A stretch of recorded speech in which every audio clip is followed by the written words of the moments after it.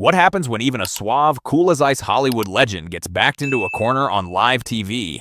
The most famous secret agent isn't backing down, but first, subscribe and hit that like button to your daily dose of the hottest talk show recaps. Cameras are rolling in the View studio. The mood is electric. The hosts are lined up at their signature mugs and notes, and the audience is on the edge of their seats. Everything seems normal for a morning chat. Quick jokes, comfortable banter. Just what you'd expect. But that relaxed atmosphere is about to erupt. Making their very first appearance on The View, the man who defined a movie icon, a household name from a franchise adored worldwide, give it up for Daniel Craig. The room explodes with applause as Daniel Craig walks out. He looks as suave as you'd expect in his impeccably tailored suit, exuding that same calm, collected aura he's famous for, like a man who can defuse any bomb, literal or figurative. He takes his seat and the pleasantries commence as the interview kicks off with excitement. "So Daniel," one of the hosts asks, leaning in sympathetically, "you finally put the tuxedo to bed. How does it feel to close the Bond chapter?" He nods thoughtfully. "It feels right. It was the time to move on. I gave the role everything I had." The audience applauds the statement, and for a few moments, the interview feels like a straightforward celebratory recap. They discuss his on-set injuries and the brutal physical challenges of the role. Everyone laughs along with the shared anecdotes. But take a good look because the vibe is about to take a serious turn. Without any warning, Joy Behar leans in, her expression hardening. "You've complained quite a bit about how difficult the role was," she says, her voice taking on a harder edge. "But you were fully aware of what you were signing up for, weren't you? So why the constant grumbling all these years?" The studio falls dead silent. Daniel's eyebrows raise slightly, registering the barbed remark, but his voice remains steady. "I wouldn't say it was complaining," he replies, "just describing my experience. But Joy is just getting started. However, at one point you famously said you'd rather slash my wrists than do another Bond film." An uncomfortable ripple goes through the crowd. A few nervous laughs can be heard while others just stare. Daniel lets out a deep sigh. That statement has been taken out of context so many times over the years. Joy is relentless. "Well, it's still a pretty striking statement, isn't it?" Sensing the heat building up in the studio, another host attempts to defuse the situation with a gentle interruption, but Daniel raises a hand, not in an angry gesture, but in a quiet, firm command. "No, it's all right," he says. "I can explain it." You could hear a pin drop in the studio. The pleasantries are over. This has just become a face-to-face confrontation. "I was at the end of a long and strenuous shoot," Craig begins, his eyes fixed on Joy, physically and mentally exhausted. "I said it out of pure frustration, but I would never have done anything to disrespect the character." Joy refuses to back down. "People feel betrayed by that, Daniel. They see Bond as sacred. Do you not get why they might feel you don't care?" There's a long, agonizing pause. Daniel's face is tense now. The charming movie star is gone, replaced by a man defending himself. "I think," he says finally, his voice slicing through the silence, "that sometimes people just prefer a dramatic headline to the truth." The audience bursts into a mixture of stunned gasps and sudden applause as Joy raises an eyebrow, realizing she may have just pushed James Bond a little too far. "So, it's the media's fault then?" Joy asks, the challenge in her voice hanging in the air. Daniel shakes his head almost imperceptibly, not biting. "No, I'm saying that this is a world that can take anything and break it down into sound bites and say it until it's the truth." One of the other co-hosts chimes in, delicately. They can sense a storm gathering. "That is often the way of this particular industry, though, isn't it?" Daniel nods. There's a flicker of appreciation for the olive branch, for an attempt to even out the playing field. "It is. But if you thought that was Joy Behar's last word on the subject, you were wrong. Or," she adds, leaning back in her chair with a sharp glance, "sometimes people just speak from the heart about how they feel, and then later wish they hadn't." Silence falls thick and heavy. Daniel looks her straight in the eye. There is no animosity, no aggression, but an immense, almost rock-like steadiness. "Of course," he replies, "we are all human." Joy's smile has the edge of a razor. "Exactly." There's a suffocating silence at the table. Recognizing the impending disaster, one of the hosts quickly tries to steer the ship in a different direction. "So Daniel, what's next for you, now that the tuxedo is officially retired?" The ease of the morning show repartee is gone. It has been replaced by something far more calculated. Daniel answers, but his tone has changed. He's more considered now, fully aware that his guard is up. "I'm looking for roles that challenge me in different ways. Smaller projects, perhaps. Stories that are not already weighted down by enormous expectations. Joy cuts back in, her voice like a steel blade. So, no more big franchises? No more blockbusters? A nervous titter goes through the audience. Daniel gives a thin, weary smile. Never say never, but it's not what I'm seeking right now. There are actors who would jump at that kind of opportunity, Joy pointedly remarks. Daniel's smile vanishes. I am perfectly aware of that. The tension at the table has shifted from an undercurrent to the main event. Another co-host throws out another line of driftwood. I think what Joy is implying is that there is tremendous pressure and obligation when one achieves that level of global success. Daniel nods. There is. And scrutiny, Joy immediately adds, not taking her eyes off him. Daniel looks up at her. Yes, there is. The audience is acutely aware now. This is not an interview to promote a movie anymore. It is a strategic game of chess. Joy leans forward again, her voice dropping to a whisper that commands everyone in the room to hold their breath. Do you ever feel as though you may have, at times, come across as just a little bit ungrateful? A hush of gasps and murmurs sweeps the studio audience. Daniel doesn't shout. He doesn't lash out. He slowly folds his hands together on the table and looks down for a single, heavy beat. When he looks back up, his gaze is laser-like. No, he states, his voice quiet. Joy blinks. She's taken aback by the sheer finality in his voice. No? No, he repeats, the calmness of his delivery somehow making the words even more potent. I don't think being honest is the same as being ungrateful. The room erupts. There's a confusing cacophony of applause and shocked noises. One of the co-hosts gasps an audible, okay, clearly attempting to regain control, but the moment has landed with the force of a meteorite. Joy tilts her head, regarding him as if he were a Rubik's Cube she's yet to solve. That is a perspective some people might have, however. Daniel gives a single, decisive nod. That is their right. We are now suspended in the silence of a quiet confrontation. The sort of televised exchange that will be tweeted and retweeted before the program is even over. This is the first time since Daniel Craig stepped onto the set that he's no longer a movie star marketing a film. He's a man defending his integrity. The temperature at the table doesn't subside. It climbs. His words hover in the air above the panel, and you can feel the entire audience lean forward, waiting for his next move. A few scattered claps die out in the audience, leaving a heavy, anticipatory silence. Joy leans back in her chair, tapping her fingers rhythmically on the table, the smile gone from her face. Well, she says, her voice barely above a whisper. Honesty is one thing, but what about when the truth really hurts those who are giving it to you? Stick around because this is about to take a turn you probably won't see coming. Public perception is a separate issue, though. Daniel nods his head, but the warmth seems to have disappeared. He's serious now. That's true. And perception, Joy says, leaning into the palpable tension in the air, is what is remembered. They don't remember the convoluted explanation that you'll give 3 years down the line. They remember the headline. Another host appears to notice that the interview is about to collapse around them completely and steps in with a life raft. However, to give actors some credit, you are human. People are asking you questions when you're exhausted and when you've been pushed to your limit, and at that stage, you sometimes say something that you don't mean and it doesn't come out the way you want it to. Daniel smiles at her in a way that clearly conveys his appreciation. Exactly. Joy clearly does not subscribe to the argument of being tired. But you are incredibly experienced. She asserts, her voice cutting through the sympathetic tones. You know how this machine works. The crowd begins to murmur as they sense that there is a trap, and Daniel draws a steadying breath to ground himself. I do, he admits, but it doesn't mean I'm going to stop being human just because a camera is on me. The room erupts in applause and nods of agreement. The mask of Bond is slipping, and the man is starting to speak, and we are able to glimpse what lies beneath.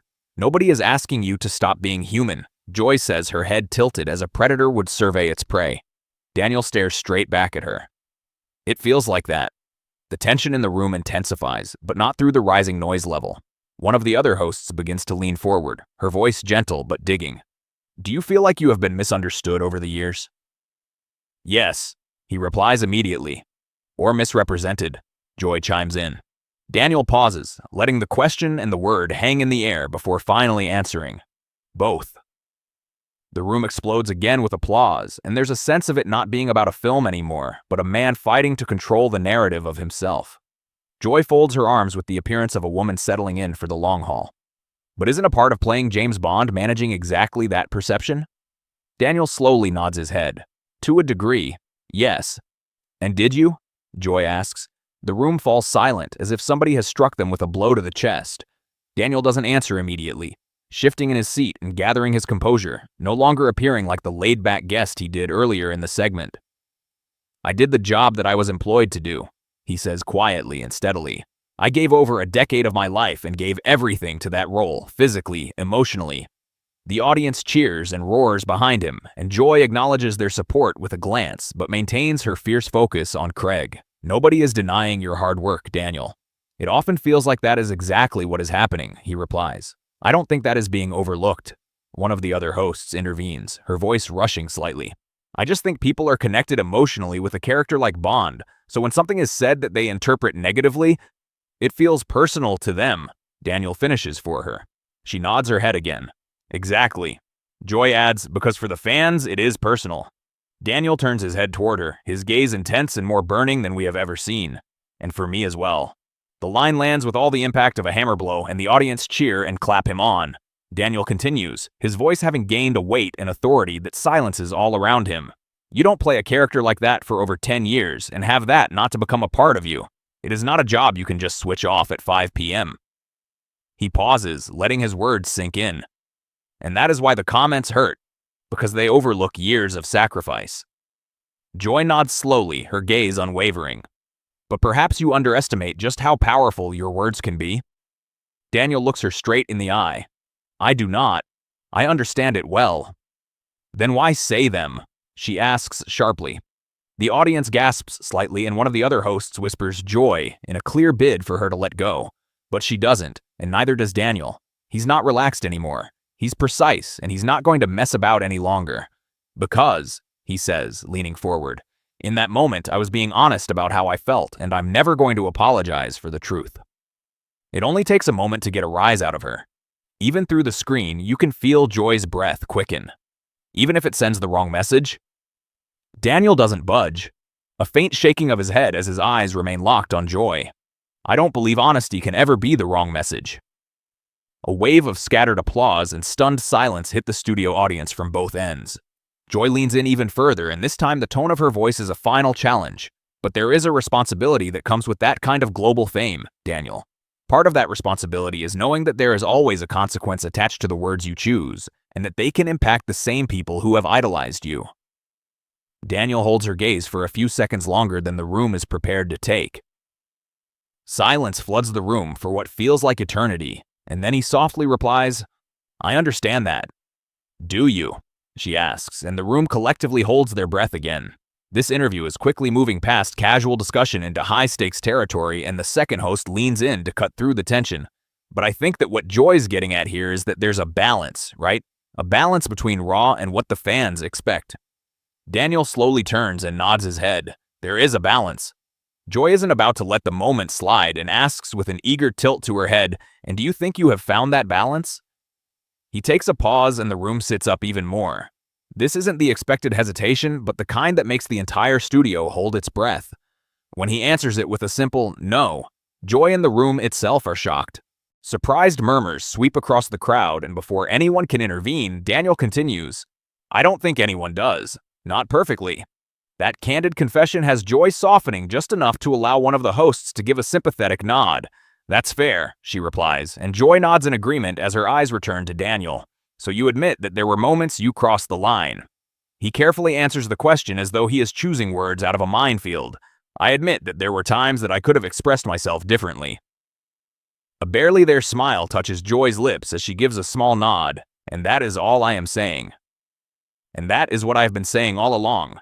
Daniel continues, what I do not agree with is the idea that those few moments in the span of minutes, those fleeting seconds, define my entire experience with this role or its fans. The audience erupts into firm, definite applause, and Joy, still listening, answers back, but those moments become the narrative.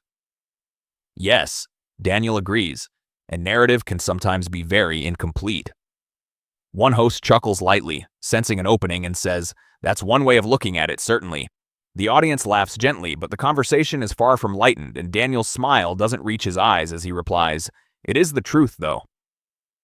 Joy relaxes finally and folds her hands onto the table and asks with a knowing look, "So if you could travel back, would you change any of that? Would you take it all back?" With absolutely no hesitation, Daniel simply answers, "No." The audience reacts, not with applause, but with a collective gasp. "No?" Joy says, raising an eyebrow at his admission. Daniel shakes his head slowly and firmly. "I would phrase it differently, yes, but I would not lie about how I felt in that specific moment." At this point, the room is glued to this exchange. The tension is so thick you can almost taste it, and everyone is acutely aware they are witnessing something rare live on television. A complete breakdown between expectation and reality where both characters refuse to break. The camera shows faces in the audience whispering to each other, nodding their heads in agreement and leaning forward in their chairs. The hosts steal glances at each other. They understand the depth of the moment. The interview was clearly not wrapping up yet. Daniel Craig's interview had just entered an entirely new level when he decided he wouldn't take anything back. And the 007 himself, in his unwillingness to conform to the narrative the hosts wanted to produce, revealed a depth of who he is when the cameras stop rolling. The air in the studio has been electric. Chaos erupted in the crowd. Some are cheering, some are just in disbelief. This is far beyond a morning chat with a celebrity. A line has been drawn, and it's in plain sight for all to see. Leaning in, Joy Behar's voice is level but with an edge sharper than a razor. "So you still stand by that emotion despite the global reaction to the words?" Daniel doesn't flinch. "I do." "Wow," a few murmurs echo. Sensing an interview that is about to implode, one host attempts to cushion Daniel's stance. I think what Daniel is saying is that he won't rewrite his personal narrative just to fit the public narrative. Joy isn't buying it. "I understand what you're saying, I really do," she states firmly. However, this is a different kind of profession. This is an enormous character that a lot of people are emotionally connected to. "I know," he replies. "That carries an incredible weight." Daniel doesn't hesitate, as does doing the job. The studio erupts into a mix of applause and tense, nervous laughter, the underlying tension undeniable. Joy raises an eyebrow, her eyes narrowing. Nobody is suggesting it isn't hard work, Daniel. Daniel's eyes light up, his composure dissolving into raw focus. It isn't just hard work. It is a constant onslaught. Impossible standards, grueling physical demands, and an intense expectation to live up to a persona that is ultimately larger than the sum of your parts. A deafening silence descends over the studio. And in the middle of that storm, when you're exhausted, your instincts aren't always to soundbite perfectly. But that is precisely when people are listening the most, Joy asserts. Daniel takes a deep breath, then pauses for a beat before delivering his next statement with surgical precision. Perhaps people should also learn to listen with context. A roar of applause erupts from the audience, louder and more appreciative this time. Joy doesn't even crack a smile. Or perhaps figures in public life should also learn to speak with a sense of consequence. The niceties are off. The interview has turned into a full-blown clash, and the host in the middle of it all is looking for an exit strategy. I think what we're touching upon here is something very important. This isn't just one sentence. This is about how stars are put through the grinder when they are at their breaking point. Daniel nods, but his gaze is locked on Joy. She does not falter. You've been in this industry long enough to know that a single quote can define years of work. And I think that, Daniel states without missing a beat, is precisely the problem. The studio is now split. The applause is deafening from one section, hushed whispers from the other. Joy narrows her eyes again. And that is the fault of the audience now? Daniel shakes his head. No, it is the system. The media, the platforms, and the people who decide which soundbite will be replayed a million times will have the context omitted. But the audience is part of that system, Joy retorts sharply. Yes, Daniel agrees. The media is part of the system. The platform is part of the system. And those who are responsible for choosing which context is removed for the next 1,000 tweets are also part of that system. The interview has exploded beyond all expectations, and this raw, unfiltered exchange is captivating the audience who are practically falling off their chairs. One host desperately tries to find a common ground. I think there's something truthful to what both you are saying. Of course, you need to take responsibility for what you say. Of course, people have to interpret those words with consideration. Joy flicks a look at her fellow host, then turns her attention back to Daniel. The interpretation starts with the words, "you choose," though. Daniel's jaw clenches. The meaning always goes deeper than the words themselves. The room falls into a tense silence, so loud it feels like shouting. Joy shifts in her chair, the aggressive tone replaced with a deep, contemplative question.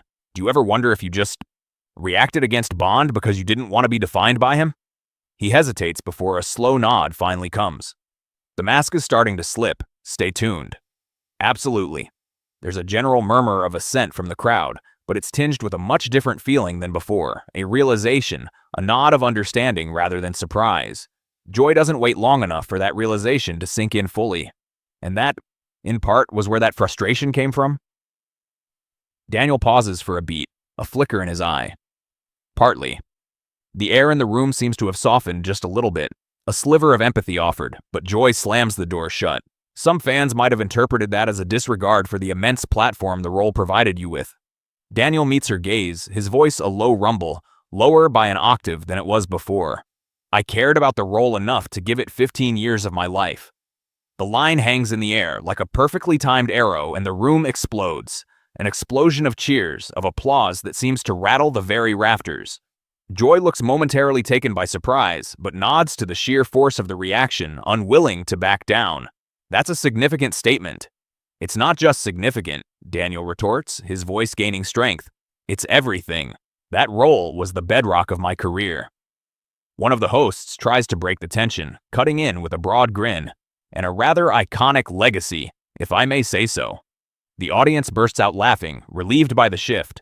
Daniel even manages a brief, honest smile, nodding thanks to the host. Thank you. But Joy is still pushing. The respite is fleeting. Then why? She cuts through the laughter, her voice sharp and insistent. Does it sound like you're constantly trying to detach yourself from it? The air in the room tightens again, grows thin. Daniel's smile disappears, his posture straighter. I'm not detaching myself, he states plainly. I'm moving on. To the people listening, those can seem very similar, Joy says. I understand that, Daniel says calmly. But do you really? She asks. There are a few gasps and whispers in the crowd. Daniel leans back slightly, his posture rooted, his voice deliberate. Yes, I do. And that doesn't mean I have to stand still in the same place in perpetuity to prove my appreciation. This time the room is even more galvanized, a roar of applause, and that's right, filling the air. Joy crosses her arms, watching him with a strategist's eye. So your gratitude doesn't necessitate a continued absolute loyalty to that role? Daniel shakes his head once. Appreciation means honoring what that role was and having the courage and the foresight to recognize when it is time to release it. The audience is fully behind the actor now, their support palpable. A beat of silence passes, thick with unspoken thoughts. One of the hosts smiles a little, looking between the two antagonists. This is one of those interesting moments where there's probably no right and no wrong answer, but absolutely no concession either. A few light laughs escape the tension, and even Joy allows herself a ghost of a smile, though her gaze remains fixed on Daniel. I just think that with such a tremendous platform, there is an expectation in the way that gratitude is expressed. Daniel gives another single nod, his voice quiet, resonant. And I believe that gratitude doesn't have to be flawless. A stillness falls over the room. The applause this time is softer, more measured, more reflective. For the first time in the entire interview segment, Joy doesn't interrupt. She lets the silence linger. Daniel continues, his voice now calmer, the defensiveness of earlier beginning to recede. I'm proud of my contribution to the Bond saga. I always have been. The energy in the room shifts. The tension is still there, but it has transformed from confrontation into a much more nuanced conversation. The camera pans across the faces of the hosts, who exchange a series of knowing glances, their eyes betraying that this interview has become something far more profound than anyone anticipated. Joy finally leans back, her expression softening just a hair. That's good to hear. Daniel offers a small, conclusive nod. It's the truth. A long pause follows, an actual silence this time. It's not tense or awkward, it's contemplative. It's the kind of silence that usually means an interview segment has wrapped, but everyone in the room feels it. The air hasn't yet fully settled, and 007 still has plenty to say. The edges are finally gone, but the damage, or perhaps the breakthrough, has already been done. This segment did more than just cross a line, it bulldozed it and plowed right through, into territory that no one at the table was ever expecting to enter. The audience feels it. The people at home can feel it. And as the silence holds a beat longer than it's supposed to, they all realize we've reached a turning point. A road has split into two, and now it's up to us to decide whether this conversation can peacefully conclude or if it's about to take one final turn into the unexpected. The silence is finally broken. One of the hosts lets out a long, slow breath and forces a smile, bringing us back from the brink. "Well," she says, turning back to face the camera, "I think what we can all agree on is that it was certainly unforgettable viewing for our audience at home." The room bursts into applause, a wave of warmth washing over us. This time the ovation is genuine, unified. It's a collective exhale of relief after what feels like an eternity holding our breath. Daniel offers a small, genuine smile as he nods, finally returning to himself. "Thank you," he says quietly. "That really does mean a lot to me." Joy looks at him, her eyes softening, her posture no longer a weapon. "And I'll say this," she adds, her voice now firm but gentle. "People respond so powerfully to you because I think people care about you. And that's where fire comes from." Their gazes meet. The argument is officially over. "I know that," Daniel says, his own eyes unwavering. "I do." The air is still charged, but now it feels less like a battleground and more like a chapel. Another host says gently, "Maybe that's the lesson we're all learning here, that when people care so much, sometimes the conversation is bound to get complicated." A few light laughs ripple through the studio audience, and Joy gives another small, knowing smile. I guess that's one way of putting it. Daniel lets out a quiet breath.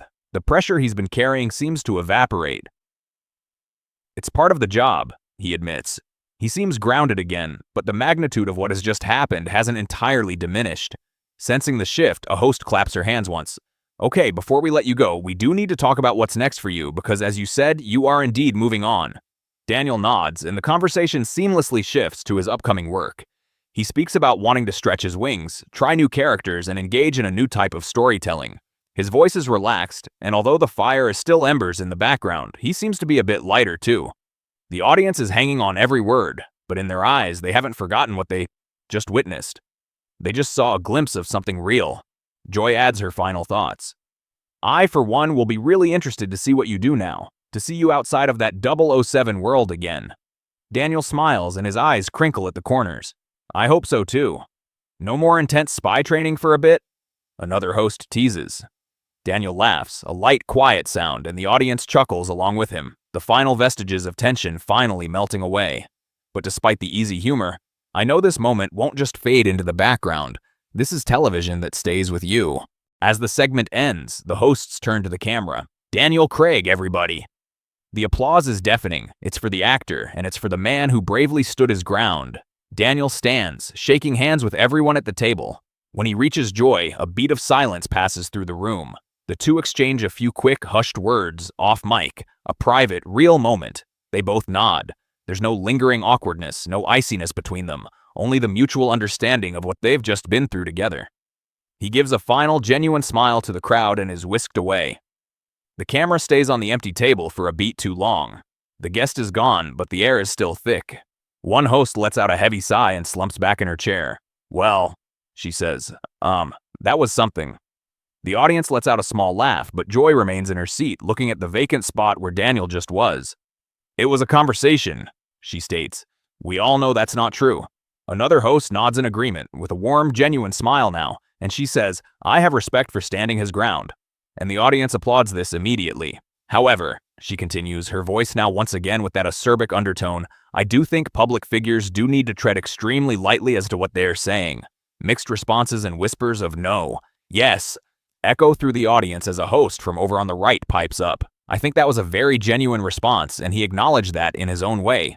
Joy simply shrugs, her expression inscrutable. "Maybe."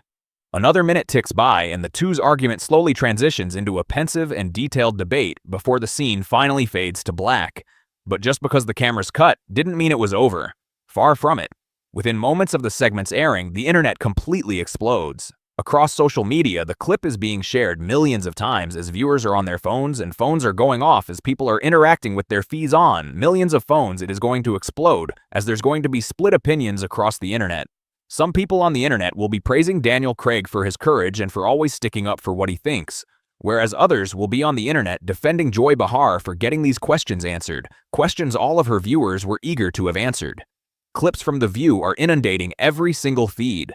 Some of the more tense exchanges are being replayed and argued in every single corner of the web. It was comments sections, wars all over the place. This is what real daytime TV looks like. This man is pure class. She had every right to stand her ground and speak her mind for all her fans. He should have apologized. By the afternoon, it had become #1 in trending topics, and every news media channel was picking up the story and reporting the disastrous exchange in their own specific way. Now it's getting body language analysts involved to talk about posture and the tone in each person's voice, etc. People aren't just looking at their words, people are looking at the intense, undeniable human interaction of it all that was almost impossible to turn away from. While it was so heated on TV, backstage things were relatively cool and calm. Sources say he was so professional that there was nothing to complain about, and that Daniel Craig said that he needed to make sure he spoke to producers, thanked all the crew members, and then he said goodbye. On the side, however, the hosts still spoke on the topic in a much calmer way, and it is clear that it still intrigued them all. Moments like this don't just get headlines, they bring people together. Whether agreeing or disagreeing, they begin cultural discussions. The clip plays over and over and over. The rebellious no. The pause. That was longer than any breath the audience was breathing before he chose to speak his truth, and his final exchange between the two was pure magic, as they would both end up refusing to give in. It will definitely go down in history as one of those classic talk show moments where there wasn't necessarily a huge explosive outburst, but rather an undeniably real moment. It didn't follow the script at all. They showed everyone what could happen when two immovable people faced each other in the spotlight and neither one gave way. It's what gets people tuned in. It's what makes them watch. So now it is your turn. Was Daniel Craig in the right to defend his choices, or was Joy Behar right to demand that the fans know the truth? Please tell us in the comments section down below, and remember to subscribe to Showdowns for more unflinching, candid moments.